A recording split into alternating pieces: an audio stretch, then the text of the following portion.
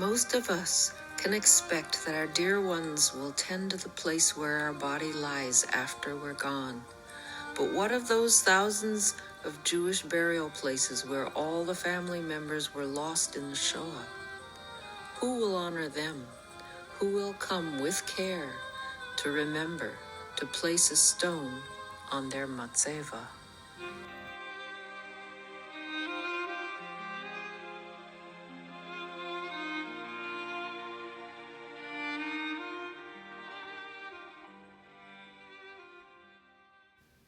In Poland, once a thriving center of Jewish life, what little remains of these sacred places is being lost. Neshama means soul in Hebrew. Our Neshama calls us to learn the stories and honor the memories of our past. The following stories are from our journey to Poland in the summer of 2023, undertaken to understand the history and current state of the Jewish community there, and to contribute to restoring these sacred yet largely abandoned places. 9 participants and 3 leaders traveled to Poland to spend 10 days learning about the history and current state of the Jewish community and Jewish heritage sites in Poland.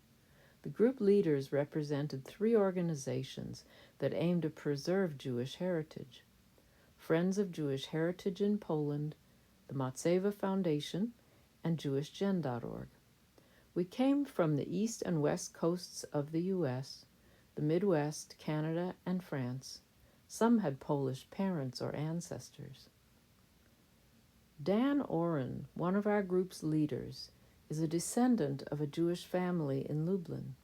His family story illustrates some history and what became of such families in the Shoah. Dan took us to his mother's childhood home on Grodzka Street in Lublin. He first saw it in 1993 when he visited with his mother. He and his mother had been amazed to find it was still standing, since they knew that most of the Jewish quarter of Lublin had been destroyed from the war and in post-war urban renewal under the Soviet-dominated Polish government. When his mother was a child, a third of the neighborhood's residents were Jewish. His mother recalled growing up in the 4-story multi-family building, living in one apartment with her immediate family, and numerous cousins, aunts, and uncles in the other units. She remembered her father building a sukkah on the balcony, and the bustle of activity as the families came and went and the cousins played. Over the years, Dan uncovered the history of that building where his mother grew up. Wolf Gewertz, Dan's great-great-grandfather, built it in the early 1900s. 10 of Wolf and Brucha's children survived into adulthood, and 9 remained alive when World War II broke out. They were the legal heirs and owners of the building. The Polish Communist government treasury claimed it after they were all killed in the Shoah.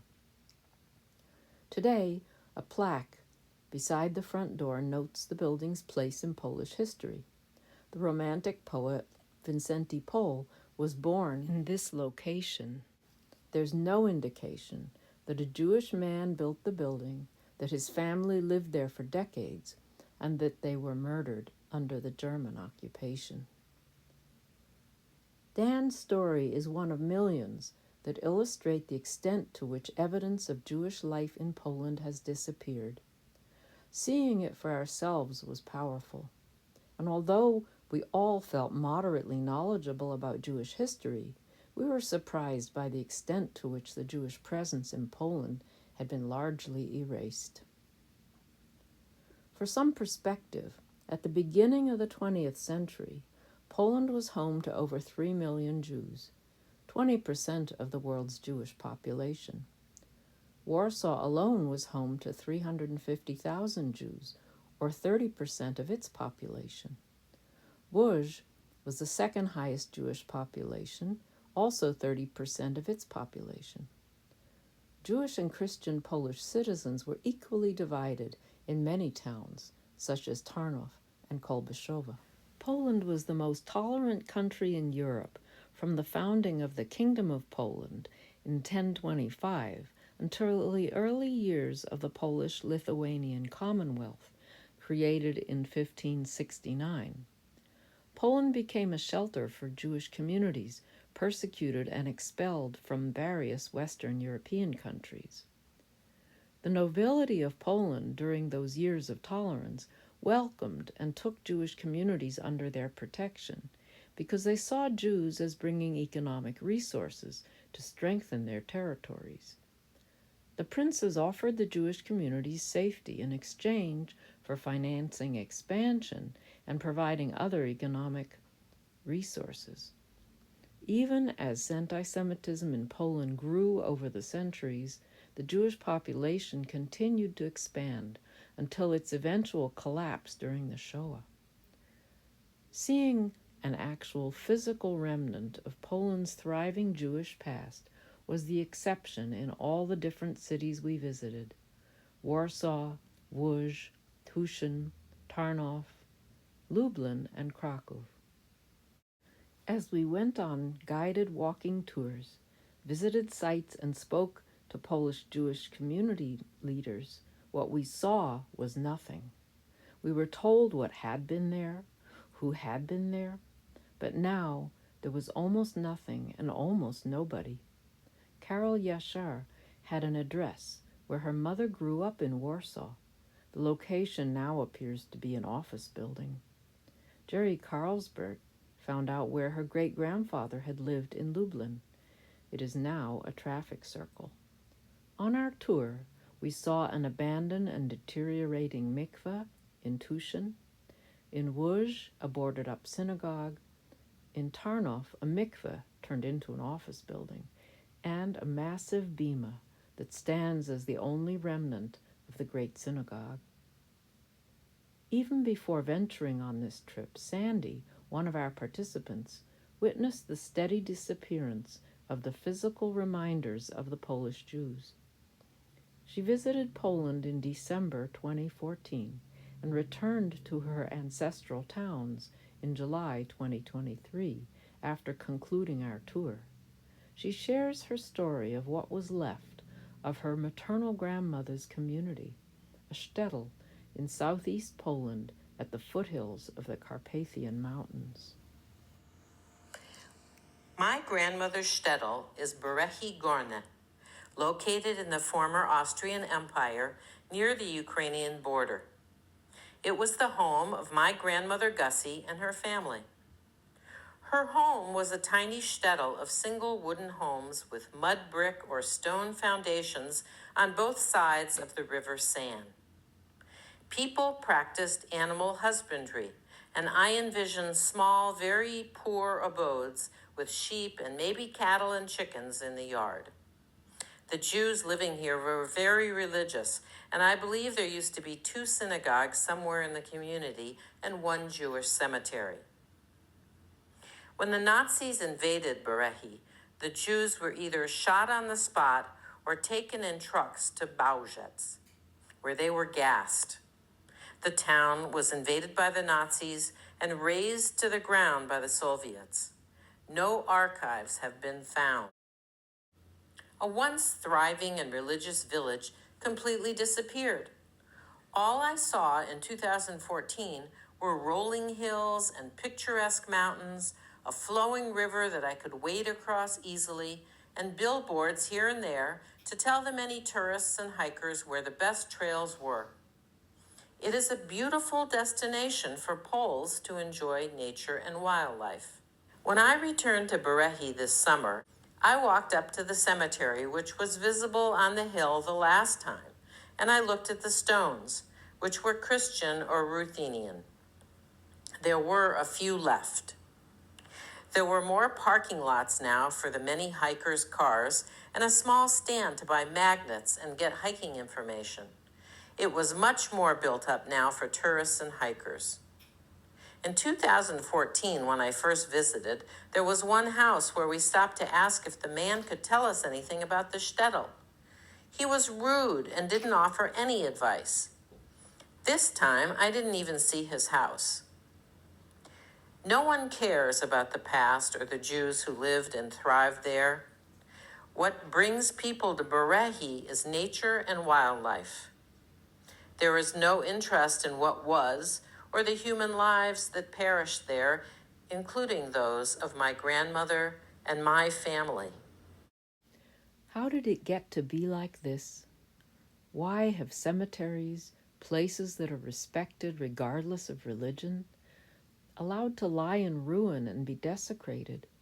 We found that the number of Jews remaining in Poland is minute: 1,000 in Warsaw, 40 in Lublin, and 10,000 in the whole country. So the remaining Jewish Poles cannot support the upkeep of 1,200 cemeteries, let alone the remaining structures, such as synagogues, mikvahs, and former yeshivas. We learned that during the Soviet era, the government took ownership of Jewish property, but never maintained it. But there is more to it than that. We listened to a fascinating speaker, Sabina Sklepik, PhD, a Polish instructor who shared her research about pre-war Polish attitudes toward the Jews in her town of Przesucha. Sabina Sklepik was born in the town of Przesucha, which was roughly 75% Jewish before the war. She had played inside the old devastated synagogue as a child, and her gym classes at school used the old cemetery as a running track. As she recounts it, one day in 2013, she stopped outside the synagogue and realized she knew nothing of the history behind this building, or of the history of Jewish-Christian relations in her town before the war. Nor did she know how many Jews had lived there or where they had died under Nazi occupation. Asking around, she discovered that none of her family or friends knew any more than she did, and it shocked her that such fundamental knowledge of the town's history was a void. As she put it, "It is quite striking that despite the town's relevance as a Hasidic seat, in Pashucha, there are no streets dedicated to Jews, commemorative plaques, monuments, museum exhibitions, or even road signs leading to the sacred Jewish sites. Nothing that would remind one of Jews in general, or at least of the great rabbis, thanks to whom Pashucha has gained worldwide recognition. Furthermore, Jewish tombstones may be found scattered about in different spots in Pashucha. They've been used to constitute the walls of warehouses erected by Nazis.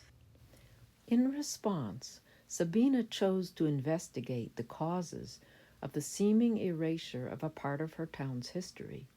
The result was her doctoral dissertation, which consisted of an analysis of the interviews she conducted with remaining elders who recalled the years before World War II. In the summary of her conclusions, Sabina named several primary factors that contributed to anti-Semitism among the Christians of Przesucha, and hence their unwillingness to act to preserve the town's Jewish legacy. These findings are both fascinating and disturbing. The first of 4 specific factors was the religiosity of the Jewish community. Interviewees found the depth of Jewish faithfulness to observances, like not working on Shabbat, to be subtly threatening. For example, Jewish shop owners would not waver in doing business even when somebody badly needed something from their shop. At the same time, the dedication to their faith was something the Christians envied, causing ambivalent feelings about the Jews of the town. The second factor was the solidarity they witnessed of Jews within their community, the Jews always being there for each other, physically, materially, and spiritually, and not extending this support to the rest of the townspeople. For example, Jewish business owners would not compete against each other, whereas Christian businesses were more on their own in terms of competition. Resourcefulness was also a source of ambivalent feelings. On the one hand, they envied the skillfulness, ingenuity, and sharp intelligence of their Jewish neighbors, while resenting what they saw as the more orderly and comfortable lives they lived. Although aware of the different levels of wealth and poverty among Jewish families, the Jewish residents mainly being business owners and skilled tradespeople, and the Christian families being farmers, felt less financially secure. They saw their lives as requiring much more hard work. Lastly, her interviewees perceived Jews as more calm, although lacking in assertiveness. They saw that their Christian neighbors were more combative and provocative, while the Jews would not stand up for their rights.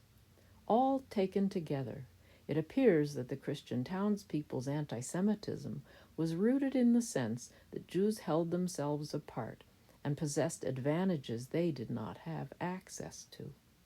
No wonder preservation of Jewish history was not only not a priority, but was often purposefully neglected.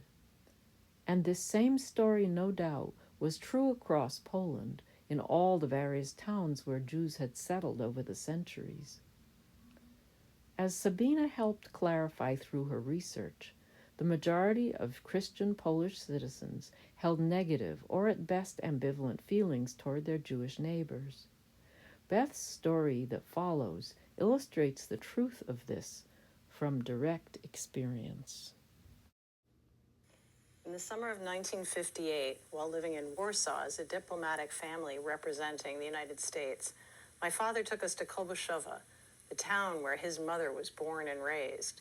He had hoped to find the house where the Leidner family had lived and locate the graves of his grandparents in the Jewish cemetery. We drove into town in our big red 1957 Chevrolet, which, of course, attracted a crowd. In those days of Soviet-dominated governance, interaction with foreigners, much less Americans, was rare. When my father stepped out of the car into the crowd and asked about Anna Leidner, his mother, and where her family had lived, the crowd scattered immediately without any reply, all but one old man and one teenager. The old man pointed out a grassy, empty lot, among many others, and said that was where the house had stood, and then walked away. The teenager, in exchange for a ride in the American car, showed the way to the cemetery. Inside its big stone walls, the gravestones were toppled and shattered on all sides. There was no way to find the family graves. As we drove away from the cemetery, my father started to explain what had happened, why the crowd ran away, and why the cemetery was desecrated. The townspeople were afraid of what he might want of them, knowing that they had done nothing to help the Leidner family when the Nazis came, even though David Leidner, my father's mother's older brother, had been a soldier in the Polish army and was proud of being a Polish citizen after Poland won independence in 1918. As for the state of the cemetery, the man who opened the gate had declared that Nazi tanks had done the damage. Even as a 9-year-old, I knew no tanks could have crossed those high stone walls. My father explained that it was done by the townspeople taking their anger out on the Jews, blaming them for the Nazi invasion of Poland. Fortunately, attitudes are changing, particularly among the younger generations who, like Sabina, are finding out only now about the major role Jews played in their country's history. Sabina is only one of many Poles we met on our trip who has taken it upon themselves to preserve or even resurrect the evidence of the Jewish community that was once such a vital part of life in Poland. In Tushin, we met a school teacher, Robert Kobalarczyk, who brings his students and other community members to clean up the local Jewish cemetery, and who has spearheaded attempts to reclaim gravestones from local gardens and homes, as well as the collection of resources to rebuild a wall around the cemetery. We met Paul Sagowski, a historian who lectures on cemetery restoration, and Monika Tarajko, a Lublin Grodzka theater researcher. Teresa Klimowicz was one of these many Polish volunteers who worked with us in the Lublin Cemetery. She co-founded Well of Memory, a project focused on restoring Jewish cemeteries in the Lublin region. She shares her experience with what drew her to the work on behalf of the Jewish heritage in Poland. What I knew about Jews of Poland when I was growing up was basically nothing. I was in school in the 90s, and during that time there was already some research done, but that was not part of primary and middle school curriculum, so I've never learned anything really about Jewish tradition, about the Jews living in Poland and their heritage. What was part of my school education was the Second World War and the Holocaust. We've been learning about Warsaw Ghetto uprising. So what I knew about the Jews is that they lived in Poland and they perished during the Holocaust.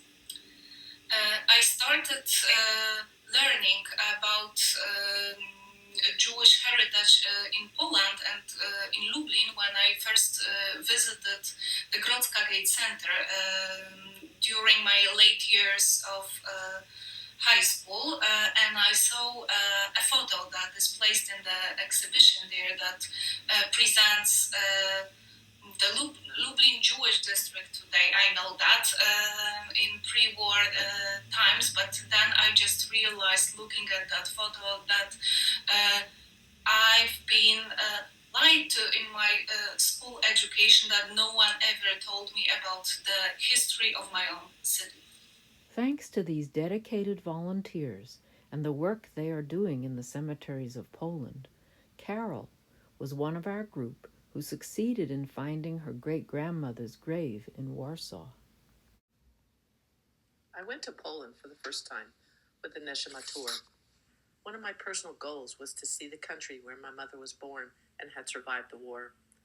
I knew from looking on Google Maps that my mother's Warsaw address now looked like offices.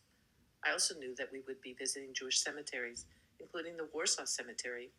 And fortunately, I had found an image and location information for my great-grandmother's grave online. So, visiting Higher Rivka Strickman's grave would be my one chance to connect with my family on a personal level. My mental image of how cemeteries look is neat, orderly rows of gravestones or markers. Knowing that the Warsaw Jewish Cemetery was one of the largest Jewish cemeteries in Europe, 83 acres, I envisioned being able to look out at rows and rows of grave markers as far as the eye could see. The reality was far different. We went to the Warsaw Cemetery on the first day of our tour. Instead of the light open space I had envisioned, the cemetery was a forest, dense with grave markers and darkened by overhanging trees. When we arrived, our guide, Yola, led us through a section of the cemetery near the entrance that had been worked on. We made our way over tree roots entwined with stone paths and crumbling gravestones, as Yola explained how volunteers had been carefully uncovering the old stone walkways and gravestones and what could be learned from the elaborate carvings on the mitzvot. After the guided tour, we had time for those of us with family graves to try to find them.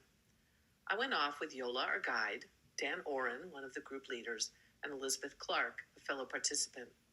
Yola was given the information I had, and she led us deeper into the cemetery.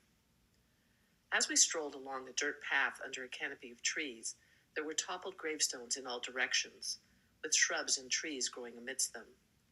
At times, the trail became a barely visible path in the growth. The faint trail curved, and we entered a space that called to mind a jungle rather than a forest, as the ground-level vegetation was now so dense. Amidst the growth, there were gravestones, and Yola recognized some kind of marker hidden to our untrained eyes.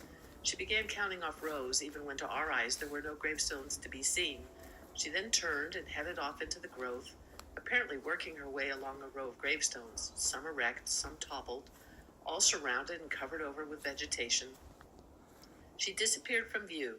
The three of us straggled along behind her, clambering over and around gravestones, shrubs, trees, and plants. After a while, we heard Yola yell out, "I went too far, I reached a wall." We couldn't see her. I don't know how the others were feeling, but to me, the task seemed impossible. Suddenly from up ahead of us, Yola yelled out, "I found it!" I reached her first and brought out my picture to compare to the stone. We had to break the surrounding plants to get a clear view. Dan reached us and knelt to read the stone. As he read the names, we knew we had found my great-grandmother's matzeva.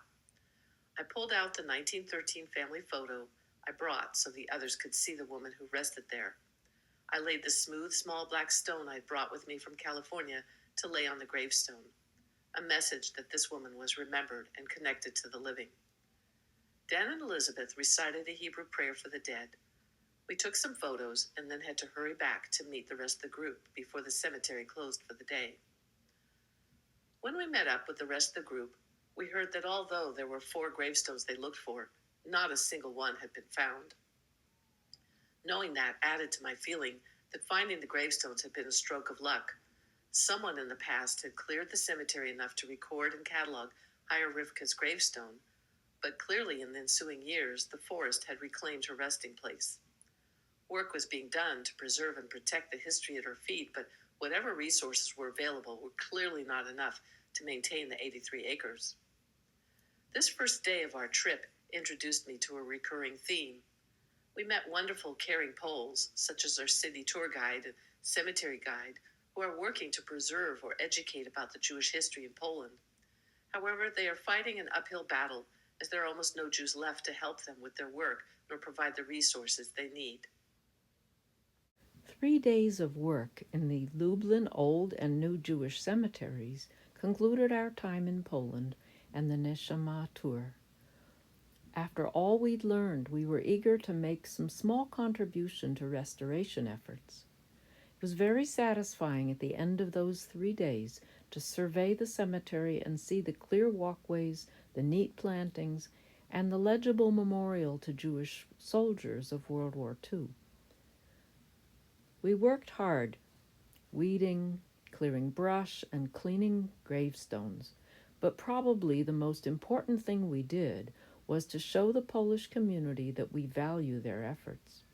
This included the deputy mayor of Tushin, the retired Catholic bishop who had responsibility for Catholic-Jewish relations, the tour guides who taught us Polish history, the 2 young women working in the impressive Grodzka Gate Center, archive in Lublin, the academic and teacher Sabina, who worked to acquaint Polish citizens with their history. Those of us who care can support the efforts of the Jews and non-Jews in Poland, those doing what they can to preserve what's left of the once thriving and vibrant Jewish culture and life of pre-war Poland. Our leaders of our tour were represented 3 organizations working to do this in various ways. Avraham Grohl is the director of JewishGen.org, which has a vast wealth of genealogical resources to help descendants of Eastern European Jews discover their ancestry, including sponsoring youth trips similar to the one we joined that are intended to inspire future generations to value and support the preservation of Jewish heritage. Dan Oren is the president of Friends of Jewish Heritage in Poland, cultivating relationships with Polish citizens, such as the teacher in Tushin we met, and others willing to help recognize, restore, or care for the remnants of Jewish life in their communities. Friends of Jewish Heritage in Poland also gathers resources to support the Poland-based Foundation for the Preservation of Jewish Heritage efforts on the ground. And Stephen Rees is the founder of the Matzeva Foundation, which has focused their efforts on the recognition and restoration of neglected and decimated Jewish cemeteries of Poland, and other educational efforts to bring Jews and Christians together to further the preservation of Jewish heritage sites.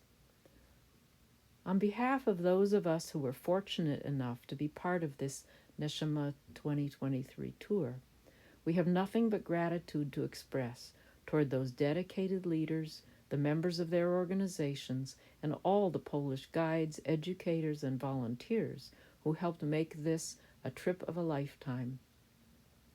As one of our younger participants, Rachel, shared, As a descendant of Jews from Kolbuszowa and Dąbrowa Tarnowska, being in Poland for the first time, by the end of my 10 days there, I felt a desire to do something more, to be part of the efforts to preserve what remains of Jewish history and bring awareness to American Jews of what we could lose if we do nothing. As our trip came to an end, we were asked by Stephen Reese, the director of the Matseva Foundation, "So why does all this matter to you, and what do you want to do about it?" This presentation is part of our answer. Now, we pose that same question to you.